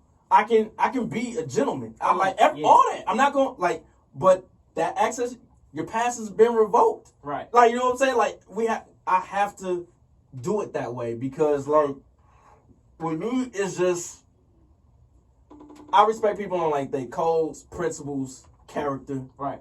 That's what I'm on. Of course. If my codes and principles don't align with yours, we won't work in any type of business, friendship, relationship, anything. Nah, for sure. Like if it does, like, and it don't make you a bad person, it don't make me a bad person. But my idea of forgiveness, to me, is that I'm not on your ass. No. I'm not trying to physically harm you or like throw your name in the mud or nothing like that. That's my my idea of forgiveness. Like, you over here, I'm over there. Yeah. And if I see you, God bless you. Because I ain't gonna lie, bro. I just recently had the conversation where somebody was like, yo, bro, what do you think about such and such? Mm-hmm. I was like, boy, I got two options. One, I'm finna be like, you gonna definitely not get this opportunity. But I was like, hey, look, I would say this. I would watch out for these specific things. I would be cognizant of this. But I think that overall, the person is a great person. I just feel like we just haven't had the best experience. Yeah. Yeah, we didn't click. Yeah, That's like, it. I'm gonna be 100, bro. Like, cause like your foul actions may work for somebody else. They may have time for that. But for me, I just don't have time for it. Like, I just recently got out of a situation where I was like dealing with somebody who I like trust all the way 110%. But obviously, bro, we just have different viewpoints. And I sent a message post the conversation. I said, look, bro, I recognize that we have different viewpoints, and for that, I respect our situation. But moving forward, I would suggest that you monitor or just at least pay attention to this, because this might not always come off the best way if somebody don't know you personally. Yep. You know what I'm saying? And take it or leave it, but that's my piece on the situation. I pray that everything continues to work positively for you and that you have the utmost success. Yeah. Period. No. I suggest that niggas hang out with people who know how to accept their criticism. You know what I'm saying? Like, if Benny comes to me with something, like, I know how to take it, whether good or bad, whether I'm a listener or not. I'm like, all right, I know how to respond. But if he was just coming to me and be like, hey, nigga, you suck. Like, fuck what you doing this. Like, you need to do this different. I'm be like, bro, like, who are you? Like, your opinion has zero value in my life. Man. Like, let's get some things into a priority right here. Like, what are you talking to me for? And for the record, my opinion means a lot to Mo. Yeah, and that's why we're friends. Because, like, I trust and value his opinion. You know what I'm saying? Like, I got a question for you then. Come on. So I'm going to put y'all on the podcast now. So it's like the third time this to happen. Right. So look, question is this. Y'all best friends, right? Y'all brothers. Y'all good brothers. Mm-hmm. Something happens where y'all have opposing views and it actually disrupts the way that your friendship is going. Mm-hmm. Mm-hmm. How do you handle that conversation moving forward if y'all no longer doing business together? If we're no longer doing business Like, together? yes, like say the conversation interrupts your business flow. How do you check Mo? I mean, how do you check him? How do you check him? Shit, you just gotta be real. Yeah, like we very transparent. Mm-hmm. Q, and Mo, like, we've had conversations that were really, really transparent. It's been times really where, real? well, Mo would be like, nigga, you are terrible at communication, nigga. That's real. And I'm like, yo, he's right. Got you. Like, you know what I'm saying? Like, And these are true stories. Because, And like, that's the reason why I asked you that question, though, because I feel like a lot of businesses, black business specifically, and even further deepen into the niche, black male brands be suffering because you can't have the conversation like, hey, bro, your communication fucking sucks. because you know why? that's exactly how you said Because, it. yeah, because He niggas seems are like that sensitive. cat. Because niggas would be like, Bro. you know what? I don't want Benny to cut me off, so I'm not going to tell him ways to improve himself because I like the level of whatever he brings to my life. Yeah. I don't want to tell Benny how we can get to level 10 since we're cool on level 8. Right. You know what I'm saying? Yeah. No, I'm Because going to take level that 10 takes chance. a challenge. Yeah. flat And out. like, all right, because if I tell him like, all right, look, Benny, you need to do this so we can get on level 10 because we're at 8. But when he comes back at me like, well, you're sitting at 6, that's why we can't even get to 9. I'm gonna be like, all right, that's fair. You know what I'm saying? But some niggas can't take that. But yeah, but then like the key is the fact that Mo knew that I respected him enough for him to have that opinion. True. Yeah. That's the key. Yeah, there we go. Where he's like, I know, he know, like, I can say this to Benny, and I know Benny's like, all right, man, let's go outside, bro. Like, let's handle this for real. He knows that, like, no, Benny's rational, Benny's a thinker, and Benny is open to talk. Like, you know what I'm saying? And that's the space that we have with each other, the luxury. So because most persons ain't got that luxury. Yeah. It's kind of like they walking on eggshells, you know what all I'm saying? the time. Yeah, and I don't want to do that with I have a lot built with these cats. Yeah, you know what I'm saying? Like I spend a lot of my time with these dudes, like personally and professionally. Like that's love though. Yeah, it really is. So you play both worlds. Like what I actually do is going on in your personal life, so I know how to handle you in your business life. Yeah, it's a luxury, but at the same time, it comes with a lot of responsibility. Yep. You know what I'm saying? So like now, I got to make sure everything I do in my personal life, you know, as a friend, you know what I'm saying? If I do some fuck shit, I'm automatically related to these cats on the friend side. Man. You know what I'm saying? So now we all look like fuck shit. Yeah, because every decision we make, it affects either of us. So like if I'm out here just like, well, Benny just smashed 4 different chicks that do X, Y, and Z. Well, what if Q was working with one of them and I just ruined it for him? True. Yep. And then Mo was working with one, I just ruined it for them. Like I'm really like conscious of like I say that. That's why I'm not out here like that. You know what I'm saying? People think I like the old me, yes. Yeah. Now, like I think we all done retired. Is that safe to say? Or more, for sure. More Q, you good. For sure. Like we done retired. I've been promoted. That's I've been promoted. I done hung my jersey up and hung them up, but I done put it in the poster frame and all that. But all I'm saying is, bro, I commend y'all, man. Definitely. Like, I'm so excited about what y'all are doing because I honestly feel like y'all are on the cusp of something that's like next level that you don't even know is going to happen. Hey, I'm glad you said that because I think of that all the time. Yeah. And it's just kind of like I haven't cracked the Da Vinci Code yet. It's good to hear from other people. Hey, but this is what I'm saying, man. I look from the outside, man. Like, you know, people will be like, yo, bro, you be speaking life into people. But I feel like this, though, bro. I feel like when you doing what you called to do, like, it naturally feels right. It don't feel like, man, I got to figure out how to do what I'm called to do. It's like, let me just wake up. Like, it's like you said at the top of the you know, the podcast, you was like, bro, I just sit back and be like, yo, guys, you going to show me what I'm supposed to do. Right? Like, I hit your DM and you're like, bro, who we going to do next? Boom, here's the DM, right? Like, I'm telling y'all, bro, I really feel like y'all sitting inside of y'all purpose because literally, bro, I feel energy so well. Like, I feel so deep in my spirit right now. I'm just like, yo, bro, this literally is going to be something that's like, everybody going to be tuning in for. Like, y'all going to be charging people to be on the podcast. You know what I'm saying? Like, yo, bro, I'm sorry, we don't have enough space. Okay, $2,000, does that work? Okay, $4,000, that work? I think I'm off that. Niggas be like, well, you know, I think it could be some space for you. You know what I'm saying? But, like, I'm telling you, bro, I think there was a thing for y'all, though, bro. Like, I look at y'all as a group. Like, I look at the white T boys, the titty boys. You know? I'm like, yo, bro, it's something so great on the inside of y'all, bro. It's so genuine and just humble. You know what I'm saying? But at the same time, y'all hustling for another purpose that don't got nothing to do with money, fame, or fortune. Yeah, like you know what I'm saying? The money, like, cause the money is always that's the end result. That's at the end. You know what I'm saying? So like, we not at the end. You know what I'm saying? And then once we get to that, we got another journey that's gonna be awaiting us right then and there. Like I try to tell people all the time, man. Like you know how some people be like, yo. Like, man, I play chess, not checkers, you know what I'm saying? Yeah. Like life is a game to me. Like, it's always been a game. But it's some people that play that, they don't take the game serious, you know what I'm saying? And they don't have to. And they don't have to. Like on my end right now, like at the age I am and like the people I got around me, look, bro, when you're on this court, you need to be balling. Something. I don't care what you score, set a pick.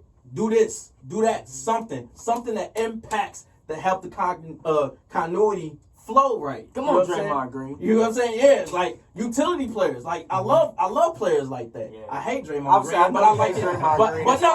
But I like the way he plays the game. He fits into the offense. But again, like if it's chess and checkers, like people be saying all the time, like we all pawns. But the key to the game is, once you get the pawn to the other side of the board, the pawn becomes whatever it wants. Yep. So you know what I'm saying? That's the key. Like we all get to the other side of the board. Get to the other side. Yeah. That's all the game is. But some people just they stagnate. That's the collab right there. That's the collab, bro. Oh, you got it now? You got it? Oh God. All right. Off air shit. That's the collab, bro. Because like if you think about everything that we do in the Doer house, bro, it's all about like what happens on the other side of your faith. Yeah.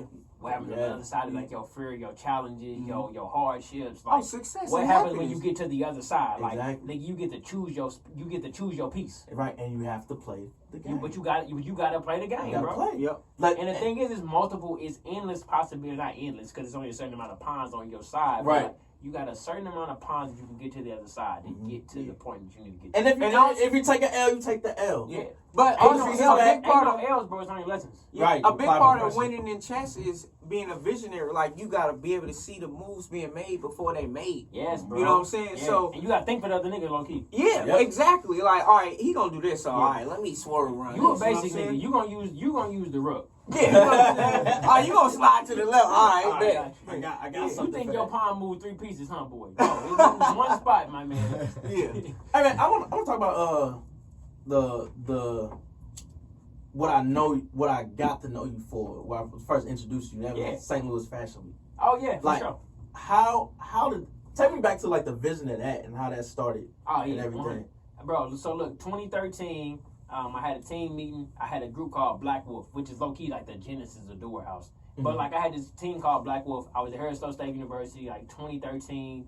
I had like maybe 3 members at the time, and we used to have these monthly meetings, bro. I mean these weekly meetings, and they was like, "Yo, you should do a fashion show. I think a fashion show would be dope."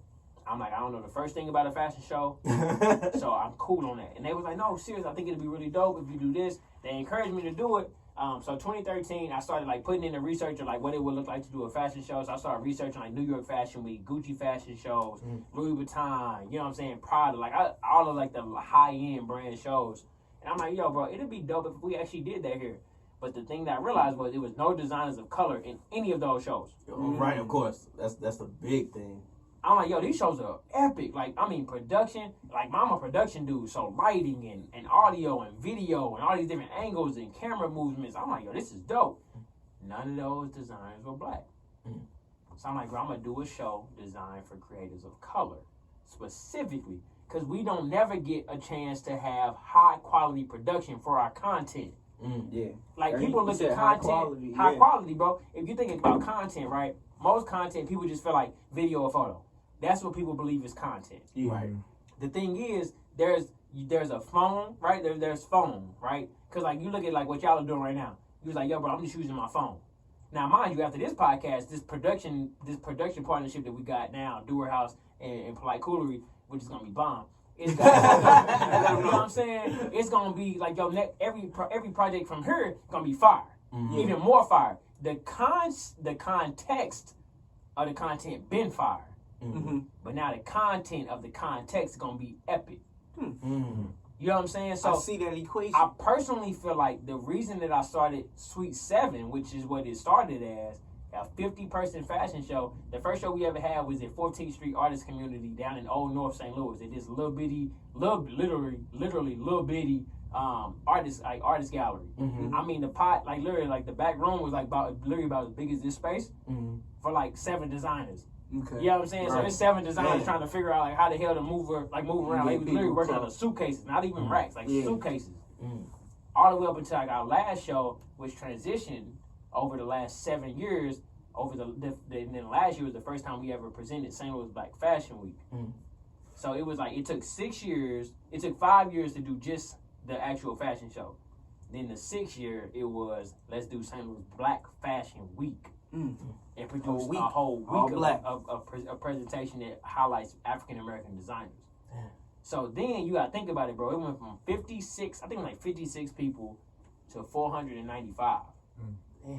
Now, mind you, that definitely don't look like the promise. You know what I'm saying? Right. 50-something people to the point where we literally could not let anybody else in at our last showcase that we had in 2019. Damn.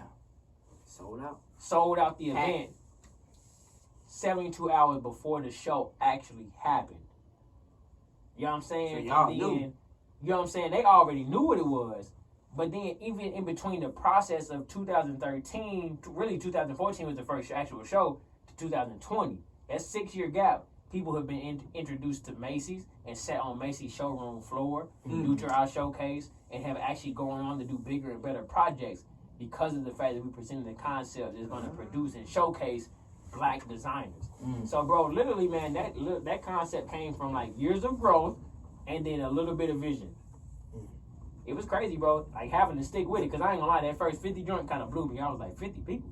I said, no, I could just invite my family. Yeah. You know what I'm saying? But to be in a place where like it's 495 people, bro, saying congratulations, Tmoore. Shout out, Tmoore. Like, yo, bro, you and your team did a great job. And it's the people I don't know. Yeah. It's like, bro, if I look back at 2014, I would have never thought that would be a thing. Like That's that crazy. sounds stressful but refreshing at the same time. Stressful as shit until literally the final bill is paid like a week after, you know what I'm saying, the Right. show is over. I'm still dealing with business, and I'm like, yo, like, where do we hit? What are the metrics on this? What are the analytics here? Man, bro, it's crazy, but every single time it's crazy. How difficult is it to like choose like the models for that? Like, Man, so it's crazy, man. So we got a Sweet 7 documentary that was, so it's actually the St. Louis Black Fashion Week documentary has finally been like finalized and produced, and content has been cleared. So we'll be airing that, you know what I'm saying, early in the fall in promotion for the virtual concept for this year. So we, at the end of the day, man, we realized we got to keep going. Yep. Like, we can't let this show like stop black design, because black designers still need a space. So we're going to actually do the show virtual this year. So we're going to run do the same type of quality production, but unfortunately, maybe it won't be as many people able to be in attendance, but we still going to do it, bro. Now we're going to stream it, and we're actually going to share it with manufacturers so that people can actually get their clothing onto showroom floors. That's what's up. Like, my biggest thing is, man, like, how do you take conception to, like, execution? You know what I'm saying? Like, that's my vision, bro. Like, everything that I do, you got to be able to take it and make it a real thing. Yeah. Like, Polite COOLERY as an idea is dope, but Polite COOLERY as a brand is really bringing people to the space and then letting them actually vocalize what they vision. Nigga, you changing the world with that. The world of execution changes everything. Of course, like, cause I always tell people, man, you don't want to put that cause execution is part of behavior, and you don't never want to put success before behavior. Nah. Cause the behavior is what gets you there. You know what I'm saying? So, like, just to see, like I said, like, this is the first like fashion week of anything I've ever seen. Yeah. I didn't watch New York Fashion Week. I don't know. I'm not a I'm fashion happy, week I'm guy. happy with your first introduction to Yeah. it, bro. I swear. I'm not like, when I started seeing, I'm like, yo, like I know like some of the models and everything. I'm like, yo, like I didn't even know we had a fashion week. This is dope. You know what I'm saying? And I've heard of New York Fashion Week because I have like photographer homies that go up there and shoot and stuff like that. But like I never, like I said, it wasn't no black people there, so I never tripped off of it. Nope. You know what I'm saying? Ain't got no regulation with you. Like now I see like black models doing it now. Yeah. But I'm talking about this past year it just started. Like versus we talking about almost 100 years, bro. Being ahead of the curve. Like it's like Let's talk about it. that's crazy. Now, same question, but with Doer House. Yeah. So remember, 2017, I had the internship in Anomaly, right? Which was the big agency I had the internship with in Manhattan, New York. Being there, having that racist ass experience, literally, bro. Breakfast time. Hey man, did you hear the new Jay-Z album? 444 was amazing, wasn't it? You like, yo, bro, I haven't listened to it. I was reading a book last night, actually.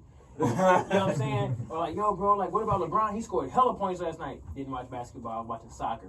Like, you know what I'm saying? Just saying something like, bro, having those racial experiences and like those microaggression conversations, like, literally told me, like, yo, you have to build something that's going to allow black creatives to feel comfortable in their space. Just imagine if you took exactly the room we in right now and slapped it in the middle of a white corporate space. They would look at you crazy as shit. Like, y'all smoking weed? Yeah. Yes, sir. Y'all got Coke and Sprite with alcohol around the table? Ain't no way. This is not There's appropriate. no work getting done. But like, let's just think about it, bro. Like, black culture, like, this is black culture, bro. Not granted, not everybody don't drink. You know what I'm saying? You know what I'm saying? Like, you know what I'm saying? Coke or Sprite. You know what I'm saying? No, everybody don't mix, like, right? But at the end of the day, like, this is a part of our culture, though, right? Like, it's more relative to us than it is to other places. Right. So the thing is, why can you not be you doing what you love to do? Fact. Period. So, Doer House, you talk about, like, exactly, bro. Like, it's like the whole code switch conversation. Like, hey, John, how are you, man? My name is Timothy Jordan Moore. Pleased to meet you. Versus like, yo, Polite COOLERY, what's up, my niggas? It's Tmoore. Why can I not have that same conversation, which is normally me, with the person who doesn't look like me, just because I'm trying to make them comfortable? I don't give a fuck about making you comfortable. I give a fuck about being authentically myself, and if you don't accept it, then it's best for us not to move forward with each other. Exactly. right? So Doer House really started off the concept of like, how can I create a space where people can be authentically them and not feel like they have to code switch when they walk through the door. So literally, it was designed. Man, it's been through so many things. It was just retail. Then it was just like, you know, co-work space. Then it was this. And it was now it's literally found its home as a retail space and a concept space. Okay. Right. So through the day, 9 to 5, it operates as a retail space. It sells merchandise, personalized goods, and other collaborative projects. At night, it can function and switch into whatever it needs to be. Yeah. It can be hookah and it can be hookah and wine, or it can be what we do is like every last Saturday of every month we do the LRC. So we choose an artist from the Midwest, right? Specifically St. Louis. We try to focus on St. Louis, but if there's nobody for that month, we focus on the artists from the Midwest and bring them in for a personalized concert series, very similar to Tiny Desk. Okay. You know what I'm saying? Very similar to that. And we do a very much so private concert. We produce the content. Jones was our first actual LRC. Mastermind was our first concert that we ever had. You know what I'm saying? But then we did Jones, right, which is an R&B artist under the Doer House music label. You know what I'm saying? So now, not only are we building the label, we're building access for you to create that high quality content so that you can have something to push out to the world so that you're not seen as average. So again, man, every single thing that we do is centered around access, which is why when we bring on like COOLERY as a brand and we partner with Doer House, we're giving high quality content. Y'all are giving the same energy y'all been giving, but now it's being produced in a way that it can be digested by the world in a better platform. That's what we do, bro. I'm all in. Look, I'm all in. Yeah, I like this. I'm about to break out a pen and pad. Look, man. Our ego is already big enough. Hey, look, bro, niggas be like, here's the digital content. You know what I'm saying? Like, real talk, bro. So, again, man, it's literally just about, like, my queen tells me all the time, and she consistently reminds me, man, it's like, I don't fit into a box, and I don't feel like y'all do either. Like, it's no box that you fit into. It's just like you wake up and you think about dope shit and you just do it. Right. Yeah. That's it. Like, why is that not an option? And when people ask me, like, how to, and I'm like, yo, that's literally what I did, man. I was like, yo, this idea just popped up. And then I just did the shit, man. Like, bro, I'm not proud of it. Like, I don't, like, gloat about it. But, bro, I promise you, bro, I don't have a business plan for either Tmoore Media when I was doing content for brands like Disney, Remy Martin, and all these other brands. Or when I do Doer House and I'm bringing in other artists and I'm actually creating a label, like there's no business plan. I'm not proud of that. Like I'm sure it would be great if we had a written business plan. Like this is what we're going to do over the next 7 to 10 years and all these type of things. But bro, who the fuck saw COVID on their business plan 7 years ago? Nobody. Like 5 years ago, 1 year ago. Now granted, there were maybe some people who were researching it, but like real talk, like. Shit happens, man. Yeah. So like it's like go and do what you love to do, bro, and just pivot as time sees forward. Yeah. You know what I'm saying? Like that word pivot, bro. We black people been doing that for years. Yep. Like pivot ain't nothing new to us at all. Nope. When you get denied the job, you find out a way to make the money to pay your rent. Thanks. You know what I'm saying? And that could be legal or illegal, nigga, but I'm gonna get it done. Rent gonna get paid. Rent gonna get paid. Ain't no pink slip on my door, and if it is, I'm gonna send it back with some cash in it. So again, bro, like I promise you, bro, I think every black creative has the platform to do it. They just gotta be told that they have the responsibility, and you literally have every right and opportunity to your choice. And that choice is to do what the hell you want to do, and not give a fuck what nobody think. You know what I'm saying? I said on the call the other day, bro, like fuck the rules. And then comes somebody was like, yeah, you know, I kind of like to say, you know, like forget the rules. But it's like any other day you cussing all day with your friends, but you don't say it publicly because you scared because other people don't hear. Right? Nah, fuck that. I don't care about that. They weren't meant to be supporters in. Nobody dictates your future but you. Exactly. Like. I remember I saw some video where you explaining how you kind of went all in with photography. Yeah, right. Or you say you was like selling jewelry or some shit. Bruh, I was doing everything. I don't think you mentioned the person that was on stage or some shit. Dr. Alex Ellis, bro, one of my greatest mentors, greatest friends now. Okay. You know what I'm saying? But dude was on stage. I'm like, bro, I'm selling my jewelry. Before you know it, bro, Alex, he got off the stage. I'm like, yo, my nigga, I can actually take your pictures because your website is trash. I love you, though. I love you. And I love that part of the video because you talk about what I always talk about, like, yo, it's like value. Bro, brought value to What's crazy is, like, it started off with this monetary, and that's the thing that I feel like black creators be fucking up at, right? It'd be like, yo, how can I get money right now? Not about like how can I extend this relationship to long term. I literally went from like being able to profit $47 by selling him my jewelry, or being like, yo, I can help you with this. And now for 4 years, I've been a Disney resident shooter, a photographer, right? For Disney, specifically. Disney and Essence Magazine and Steve Harvey collaborative project called the Disney Dreamers Academy for 4 years, all because I offer value versus financial gain in the first portion of our relationship. Short term, long term. That's it. Like, and I saw that. I was like, That's dog, nice. like if more people like saw that or like heard that story, Bro, it's just like you'll understand. it would change everything. Cause I think if I see somebody doing something, now that I've had people ask me, hey, I want to collab with you to do this and that and the third. Now that I know, I'm like, okay, if I see somebody like, I'm like, yo, where are they slipping up at? Like, where do they lack at, and where can I like help them with that? Versus me like, hey man, I do this, you do that, so let's do this. Like, nah, I'm like, yo, this. First of all, you're great, but this right here, bro, like I can clean all this up. Yeah. You know what I'm saying? And then we everybody can eat. I'm telling you, bro, that's how I feel with Polite Coolery. I've dropped this like I've dropped this whole collaboration like 16 times. All I'm saying is that's how I feel. Because I reached out to y'all only because I feel like there was something bigger. I'm like, yo, let's just do the podcast part first. That's what's important. Like that's what's important to their brand, right? The brand is about content. You know what I'm saying? So I'm like, let's do that first, so they can see I ain't no lame nigga. You know what I'm saying? We can chop it up, have a good time. I can talk to Q, Benny, Mo. We can have it. You can have a good time. Plus, they know I drink. Salute. Let's And go. then we can also now have conversation past that, and I think that's where really businesses be going wrong, bro. Again, black businesses. It's always like the first introduction is like cheers. But then there's no follow up. Yeah. Let's work, bro. We gonna work. We gonna collab. Hey, bro, y'all said on the last podcast with Sean. So here's the thing: I've never collaborated with Sean, right?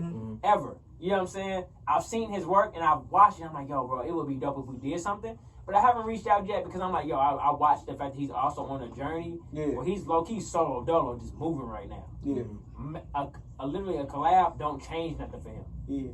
So it ain't important for a collab. But what I've done is I watched him work with the Film Lord, which is a dope creative here in the loop. You know what I'm saying? And also to me, I feel like he's here in the loop, but I feel like his office is the airport because he's willing to go wherever. Right. You know what I'm saying? So shout out to the Film Lord for just being a dope creative. You have people like John Alexander who are also doing dope ass content. But what happens is concepts like this don't get shared because don't nobody want to drop nobody else to do the same thing they do. Yep. Because it's like, man, well shit, if I shout out the Film Lord, he gonna take business. Oh, bro, he gonna get the business that's designed and created for him. Yeah, he was already gonna get that. I'm gonna get the shit that's designed for me. Like you were. Yeah. People gonna keep coming to this podcast to be on this specific podcast. I'm gonna be 100. The reason I reached out 100 was because every podcast that I've been on, you ain't able to drink, you ain't able to just be you, you ain't able to chop it up. That's wild. You ain't able to, you ain't able to, you know what I'm saying, say curse words. You know what I'm saying? You're not able to just be transparently you. So I hit y'all up because I'm like, bro, how y'all ain't done a podcast with me? You know what I'm saying? Because like, look, I just want to be able to chop it up and just be authentic. Because here's the thing. When somebody sees this podcast, no matter which podcast I've done, whether it's Forbes, whether it's these other brands, it doesn't matter. Because, like, this is the podcast they get to see me. For me. You. And it's, but here's the thing. Only reason I was so concerned about it because it was like, yes, y'all got an audience that I don't have. I recognize that. I know that for a fact. Yeah. Niggas follow y'all who definitely don't follow me, but will follow me after this. Yeah. Yeah, for sure. So I'm like, yo, I rock with that because that's value to me. An opportunity, yeah. But the other side of it was, I know that what we're doing at Doer House requires a brand like yours. So I ain't come here without no pitch. I love the pitches right now. I want to do this shit live. You hear me? You're definitely making me blush. Real talk. You're showing the love. Real talk. I ain't gonna lie, man. Diddy, my big brother, he called me the other day. He told me, look here, Tmoore, you just gotta keep moving. So I said, look here, bro, I'm gonna keep doing what I do. You see, and what I'm doing is literally saying, like, yo, y'all have something so big on the other side of this, this address. Right. You know what I'm saying? Because I don't want nobody to pull up. You know what I'm saying? Get the trigger. You You know what I'm saying? But yeah, I got something so big on the other side of this address, man, that I literally do believe is gonna be our life changing thing. I like Tmoore. He sees an opportunity. Yeah, I've always wanted to change the world. You can't count your money if it's in somebody else's pocket. You season it right now, B. You season the opportunity. Y'all gonna have type of money you can't count. Mm. I'm ready. That nigga, Q started spinning his chair. Nigga said, "Man, stop playing." I don't even need my headphones. Nigga said, I "Man, can't count anyway." Hey, nigga said, "Podcast over, nigga." All right, but no, and man, real talk, man. I fuck with y'all, bro. And on this note, because we got the babies to take care of. Man, praise the Lord. What Tommy Pickle said, responsibility. Responsibilities. I'm dead. Like, how do you want your brand to be remembered? Yeah, man. I want my brand to be remembered by this. Hey, man, it empowered you to do what you already knew you were supposed to do. Flat out. You already know what to do. You got the instructions. Do it. Yeah. I just pushed you. Think about how many times you be like, "Hey, bro, so, hey, what you think, bro?" And then you name all the options that you really want to do. And you like, "But what you think?" You be like, "You already know what you want to do." Niggas be like, "Get ready to throw out some trash." Hey, bro, I'll go throw this frame, and this frame, because the other ones are the ones that make more sense. But what you think? You be like, "Bro, you just told me exactly which one you want to throw out." Like, right. It's all good, man. I literally want this brand. I want Doer House. I promote Doer House more than I promote Tmoore now, because Tmoore is designed to help you actually build your business. Doer House is built to help you live your business. Oh. You know what I'm saying? Like, Tmoore is building, Doer House is living. Like, Doer House is a lifestyle brand. You know what I'm saying? So we got the merchandise and we got the, the lifestyle and the workshops and the events. It make you feel good every time you wear a Doer hat. You know what I'm saying? You like, "Hey, bro, I'm going out in the world as a doer." Literally, bro, when I was a kid, I used to have that. You remember the commercial? Like, "Verb, it's what you do." Like, it's like that, like, weird-ass Nickelodeon commercial. Yeah. But, like, it was like that what you do thing. To me, bro, like, it literally, Doer is that. Like, it's the commercial on any episode that you watching where it's like, yo, Doer is literally what you believe. Like, Doer is what you believe in. Doer is the thing that you be like, when your brother was like, "Yo, I really want to act, but my people want me to go to school for, like, sports therapy." Like, Doer is, like, the acting. Like, yeah, bro, I know that I'm supposed to do this, but, bro, I'm going to go ahead and do what I believe I'm supposed to be doing. Like, bro, Toby, I don't know how to say his last name, so I'm not going to mess that up. I know what you're talking about. But Toby, the African last name, yeah, he said it, bro, on one of he said on his Tiny Desk concert. He said that, for African parents, the biggest thing that they want their children to do is to be a doctor or an engineer. So when he told his mom that he wanted to be a rapper, she was like, "Toby, why do you want to make my life so hard?" You know what I'm saying? And like, "Why do you want to be poor for the rest of your life by being a rapper?" He literally said, like, "Yo, but music is what I'm supposed to do." And before he knew it, he was being told that he was great by people like Erykah Badu and Dave Chappelle. Wow, man. Yeah. Follow your dreams. So all I believe in, bro, is the fact that being a doer is saying, like, yo, fuck what everybody else is saying for that moment. Take it into consideration, because people may have wisdom past you. But, bro, at the end of the day, you got to make your decision based off how you feel and what you want to be able to live with as your final decision. It ain't about what mom, dad, brother, sister, best friend, like, it ain't about that. Because at the end of the day, when they dead and gone, or they're no longer a part of your life in that season, you still got to be able to move forward with your decision. And you can't be concerned about how they feel. Because I'm telling you, I feel like on the other side of you making a decision for you is the decision and the actual lifestyle that God has been asking and answering from the prayer that you've been given. Bro, that's how I feel. Don't move away from who you are. Embrace the gift. Yeah, bro, embrace the gift, bro, all day long. And on that note, Big Jim. we gone. Go get your babies, baby. Do that.